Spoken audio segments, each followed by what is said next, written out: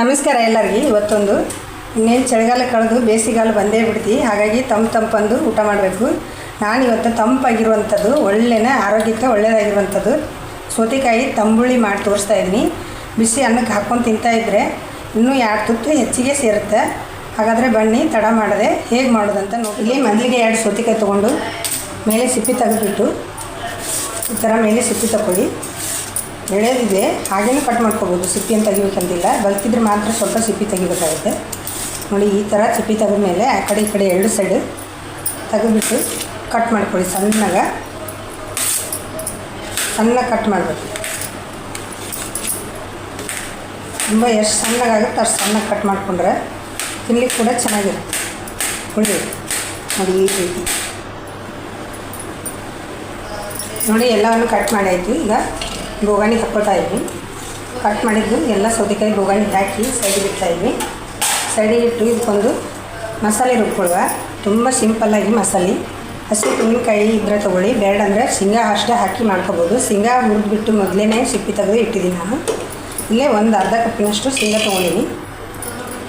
ನೀವು ಎಷ್ಟು ಮಾಡ್ಕೊಳ್ತೀರಾ ಹುಳಿ ನೋಡಿಕೊಂಡು ಅದ್ರ ಮೇಲೆ ಹೆಚ್ಚು ಕಡಿಮೆ ಮಾಡ್ಕೋಬೋದು.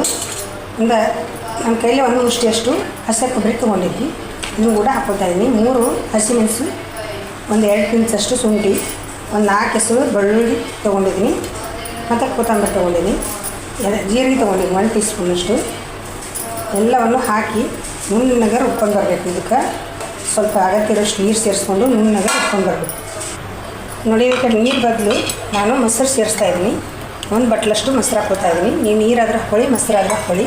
ಮೊಸರು ಹಾಕಿದರೆ ಹಿಂದೆ ಮಜ್ಜಿಗೆ ಕಡ್ದು ಹಾಕಬೇಕಂತಿಲ್ಲ. ಮೊಸರು ಇಲ್ಲೇ ರುಬ್ಲಿಕ್ಕೆ ಹಾಕಿದರೆ ಅದೇ ತಿಕ್ನೆಸ್ಸು ಸಾಕಾಗ್ತದೆ. ನೋಡಿ, ಮಸಾಲೆ ಅನ್ನೋದು ಈ ರೀತಿ ರುಬ್ಕೊಂಡು ಬರೋಕು ನುಣ್ಣಗೆ. ನಾನು ಮೊಸರು ಹಾಕಿ ರುಬ್ಬಿದ್ದೀನಿ. ನೀವು ನೀರು ಹಾಕಿ ರುಬ್ಬಿ ಮಜ್ಜಿಗೆ ಕಟ್ಟದು ಹಾಕಿ ಮಾಡ್ಕೋಬೋದು, ಮಜ್ಜಿಗೆ ಹುಳಿ. ಈಗ ಕತ್ತರಿಸಿಟ್ಟಂಥ ಸೌತೆಕಾಯಿಗೆ ಇದನ್ನು ಹಾಕ್ಕೊಳ್ತಾ ಇದ್ದೀನಿ. ಹಾಕ್ಕೊಂಡು ಇದಕ್ಕೆ ನೀರು ಎಷ್ಟು ನಿಮ್ಗೆ ತಿಳಿಬೇಕು ನೋಡಿಕೊಂಡು ಅಷ್ಟು ನೀರು ಸೇರಿಸ್ಕೊಳ್ಳಿ. ನೋಡಿ, ಮಿಕ್ಸರ್ ಜಾರ್ ತೊಳೆದು ಅದೇ ನೀರೇ ಇದಕ್ಕೆ ಹಾಕ್ಕೊಳ್ತಾ ಇದ್ದೀನಿ. ನೋಡಿ ಯಾವ ಥರ ಬಂತು. ದಿಢೀರಂಥ ಅನ್ನಕ್ಕೆ ಏನಪ್ಪ ಮಾಡಬೇಕಂದಾಗ ಈ ಥರ ಒಂದು ಸೌತೆಕಾಯಿ 1 ಕಪ್ ಮೊಸರಿದ್ರೆ ಸಾಕು. ದಿಢೀರಂಥ ಅನ್ನಕ್ಕೆ ತಂಪಾಗಿ ಬೇಸಿಗೆ ಕಾಲಕ್ಕೆ ತುಂಬಾ ತಂಪಾಗಿರ್ತೈತಿ. ಮಾಡ್ಕೊಂಡು ತಿಂತಾಯಿದ್ರೆ ಇನ್ನೂ 2 ತುತ್ತು ಅನ್ನ ಹೆಚ್ಚಿಗೆ ಸೇರ್ತೈತಿ. ಇದಕ್ಕೊಂದು ಸಿಂಪಲ್ಲಾಗಿ ಒಗ್ಗರಣೆ ಮಾಡೋದು. ನೋಡಿ, ಹಾಗೆ ಸ್ವಲ್ಪ ರುಚಿಗೆ ತಕ್ಕಷ್ಟು ಉಪ್ಪು ಹಾಕ್ಕೊಳ್ತಾ ಇದ್ದೀನಿ. ಉಪ್ಪು ಹಾಕಿ ಮಿಕ್ಸ್ ಮಾಡ್ತಾಯಿದ್ದೀನಿ. ಒಗ್ಗರಣೆ ಹಾಕಲಿಕ್ಕೆ ಗ್ಯಾಸ್ ಆನ್ ಮಾಡಿ 2 ಟೀ ಸ್ಪೂನಷ್ಟು ಎಣ್ಣೆ ಹಾಕ್ಕೊಂಡಿದ್ದೀನಿ ಪಾತ್ರೆಗೆ. ಹಾಗೆ ಒಂದು ಅರ್ಧ ಟೀ ಸ್ಪೂನಷ್ಟು ಸಾಸಿವೆ ಹಾಕ್ಕೊಂಡಿದ್ದೀನಿ. 1 ಒಣ ಮೆಣಸು ಹಾಕ್ಕೊಳ್ತಾ ಇದ್ದೀನಿ. ಹಾಗೆಯೇ 2 ಎಸಳಷ್ಟು ಬೆಳ್ಳುಳ್ಳಿ ಜಜ್ಜಿಟ್ಕೊಂಡಿದ್ದೀನಿ. ಆವಾಗಲೇ ರುಬ್ಲಿಕ್ಕೆ 4 ಎಸಳು ಹಾಕಿದೆ. ಈಗ 2 ಎಸಳು ಒಗ್ಗರಣೆಗೆ ಹಾಕ್ಕೊಳ್ತಾ ಇದ್ದೀನಿ. ಹಾಕಾದ್ಮೇಲೆ ಬೆಳ್ಳುಳ್ಳಿ ಸ್ವಲ್ಪ ಕೆಂಪಗಾಗೋ ತನಕ ಒಗ್ಗರಣೆ ಸಾಸಿವೆ ಎಲ್ಲ ಚಟ್ಪಟ ಅಂದರೆ ಸಾಕು.